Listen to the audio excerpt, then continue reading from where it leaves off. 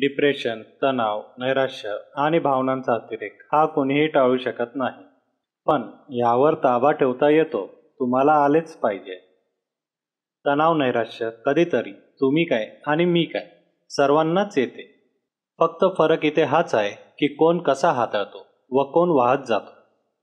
जिथे तणाव, नैराश्य हे 15 दिवस ते 3 महिन्यांपेक्षा जास्त असते तिथे तुम्हाला मानसोपचार तज्ज्ञांची मदत ही घ्यावीच लागेल.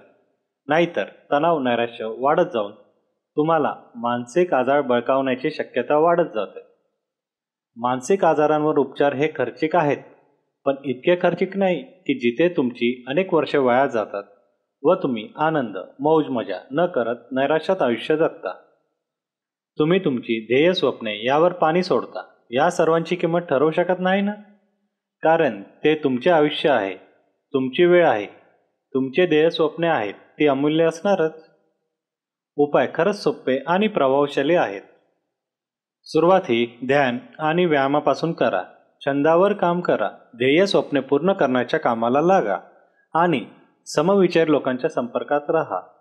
आणि समजा तरी डिप्रेशन दूर नाही झाले तर समुपदेशन करा. मानसोपचार तज्ज्ञांची मदत घ्या. जास्त तीव्रता असेल तर मनोविकार तज्ज्ञांची मदत घ्या. मनोविकार तज्ज्ञ तुम्हाला गोळ्या देतील, ती त्यांच्याच मार्गदर्शनाखाली खा व जेव्हा ते थांब बोलतील तेव्हा गोळ्या घेणे थांबवा. खरंच फरक पडतो. अगदी सोपे आहे. आपल्या मानसिक आरोग्याला प्राधान्य द्या. मानसिक आरोग्याशी तडजोड करू नका. आज, आता, या क्षणापासून सुरुवात करा. धन्यवाद. अश्विनी कुमार.